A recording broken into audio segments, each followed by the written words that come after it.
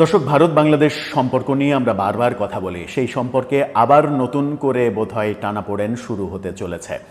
এর আগে আমরা দেখেছি গত মে মাসে সর্বশেষ ভারত যে সিদ্ধান্ত নিয়েছিল যে সমস্ত স্থল বন্দর দিয়ে ভারতীয় পণ্য আমদানি রপ্তানি বন্ধ থাকবে, কোনো স্থল বন্দর ব্যবহার করতে দেয়া হবে না, এরকম সিদ্ধান্ত ছিল। বিশেষ করে আমদানি তারা করবে না স্থলবন্দর দিয়ে। যদিও এখন দেখা যাচ্ছে যে ভারত থেকে বিভিন্ন পণ্য, যেমন একদিন আগেই 400 টনের বেশি, প্রায় 470 টনের মতো চাল আমদানি করা হয়েছে, চাল এসেছে, এমন দৃশ্য আমরা দেখেছি। বাংলাদেশ থেকে স্থলবন্দর দিয়ে কোনো কিছু আমদানি করবে না, সেই ব্যাপারে সিদ্ধান্ত নিয়েছিল ভারত। এর আগে আমরা দেখেছি ট্রান্সশিপমেন্ট চুক্তি বাতিল করে দিয়েছিল। নানা রকমের পদক্ষেপ ভারতের ছিল, কিন্তু বাংলাদেশ সরকার বেশ চুপচাপই ছিল। হঠাৎ করে বাংলাদেশ সরকারের বেশ বড় একটা সিদ্ধান্ত, এবং সেই সিদ্ধান্তের খবরটা স্থান পেয়েছে কলকাতার জনপ্রিয় দৈনিক আনন্দবাজারে। আনন্দবাজার যেটা বলছে সেটা হচ্ছে, প্রফেসর ইউনূস বাংলাদেশ ভারতের যোগাযোগের ক্ষেত্রে নতুন বড় ধরনের 3টা সিদ্ধান্ত নিয়েছে। 3টা চাইতে বলা ভালো যে সিদ্ধান্ত 4টা হয়েছে। কি সিদ্ধান্ত নিলেন প্রফেসর ইউনূসের সরকার, প্রফেসর ইউনূস কি সিদ্ধান্ত নিলেন, এতে করে ভারত বাংলাদেশের সম্পর্কে কোনো নতুন করে কোনো বিরূপ প্রতিক্রিয়া পড়বে কিনা, সেটা বোঝার চেষ্টা করবো এই ভিডিওতে। থাকবেন পলিটিক্স টিভির নিয়মিত আয়োজনে।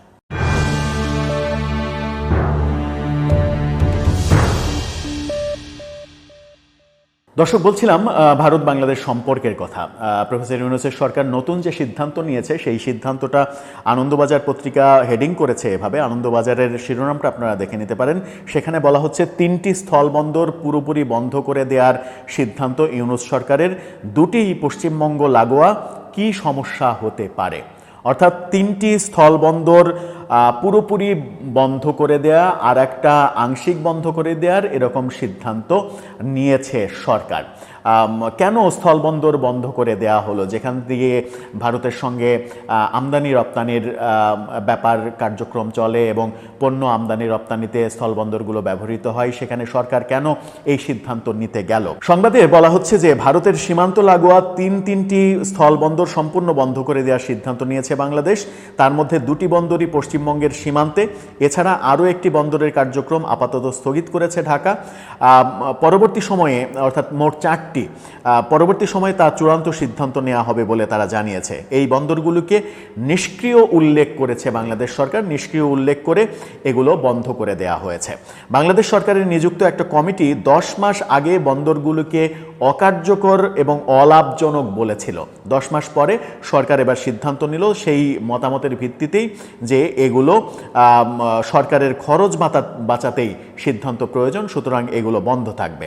রংপুরের নীলফামারীতে চিলাহাটি স্থলবন্দর, চুয়াডাঙ্গার দৌলতগঞ্জ স্থলবন্দর এবং রাঙামাটির তেগামোক স্থলবন্দর পুরোপুরি বন্ধ করে দেওয়া হয়েছে। তারপরে তাহলে কি দাঁড়ালো, নীলফামারী, চুয়াডাঙ্গা এবং রাঙামাটির 3টি স্থলবন্দর বাংলাদেশ সরকার বন্ধ করে দিল। এছাড়া হবিগঞ্জের বাল্লা স্থলবন্দরের কার্যক্রম স্থগিত করে দেওয়া হয়েছে। 3টা বন্দর পুরোপুরি ক্লোজ করে ফেলা হয়েছে।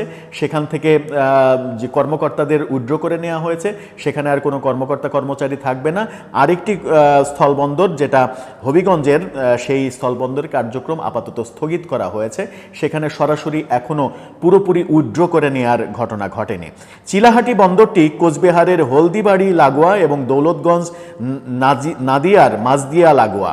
মিজোরাম সীমান্তের কাছাকাছি তেগামুখ স্থলবন্দর রয়েছে। ত্রিপুরার কাছে রয়েছে বাল্লা স্থলবন্দর।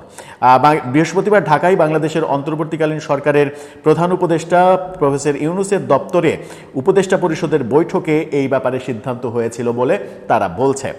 কমিটির তরফে আগেই বন্দরগুলো বন্ধের সুপারিশ করা হয়েছিল, তাতে অনুমোদন দিয়েছেন ইউনূস। অন্তর্বর্তীকালীন সরকারের প্রধান উপদেষ্টার প্রেস সচিব শফিকুল আলম বলেছেন, দেশের অধিকাংশ স্থলবন্দরই নিষ্ক্রিয়, প্রয়োজনীয় অবকাঠামো না থাকায় বাণিজ্যিক কার্যক্রম চলে না। কিন্তু এগুলোর জন্য সরকারের অতিরিক্ত খরচ করতে হয়। এই সমস্ত জায়গায় সরকারি কর্মীদের পোস্টিং দিতে হয়, দেশের মানুষের করের টাকাও বাড়তি খরচ হয়। তাই এই সিদ্ধান্ত। আরও 4টি স্থলবন্দর বন্ধ করার বিষয়ে আলোচনা চলছে বলেও তিনি জানান। নিষ্ক্রিয় স্থলবন্দরের বিষয়ে পূর্বতন শেখ হাসিনা সরকারকে খোঁচা মেরেছেন শফিকুল আলম।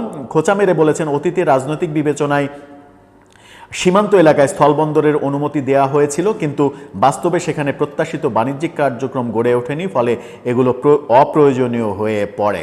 যে বন্দরগুলো বন্ধ করে দেওয়া হচ্ছে, বাণিজ্যিক লেনদেন চালানোর প্রয়োজনীয় পরিকাঠামোই সেখানে নেই বলে দাবি করছে সরকার। একমাত্র হবিগঞ্জের স্থলবন্দরটিতে পরিকাঠামো নির্মিত হয়েছিল, কিন্তু ঢাকার নৌপরিবহন মন্ত্রণালয়ের দাবি ওই বন্দরের ভারতীয় অংশে প্রয়োজনীয় পরিকাঠামো নেই, সড়ক যাতায়াতের ব্যবস্থা নেই, ফলে আপাতত কার্যক্রম বন্ধ করে দেওয়া হয়েছে, স্থগিত করে দেওয়া হয়েছে। অর্থাৎ 3টি পুরোপুরি বাতিল করে দেওয়া হয়েছে, আর সেখানে বন্দর থাকবে না, এন্ট্রি এক্সিট কোনো কিছুই ঘটবে না, সেখানে সিলগালা প্রাচীর হয়ে যাবে। আর একটি হবিগঞ্জেরটা আপাতত স্থগিত করা হয়েছে। এই যে সিদ্ধান্ত সরকার নিল, এই সিদ্ধান্তের ফলে বাংলাদেশের ভারতের সঙ্গে যে আমদানি রপ্তানি কার্যক্রম,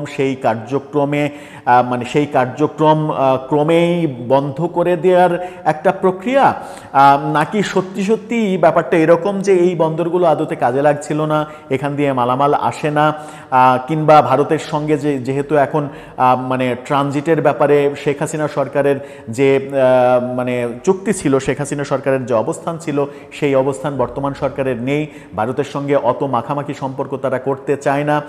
এমনকি বলা হচ্ছে যে এই বন্দরগুলো দিয়ে শুধুমাত্র ভারতে যে পণ্য রপ্তানি করা হতো তেমন না, নেপাল ভুটানেও এই বন্দরগুলো ব্যবহার করা হতো, যে নেপাল ভুটানে মালামাল ভারত হয়ে যাওয়ার ব্যাপারগুলো ছিল, সেগুলো আর সরকার করতে চায় না।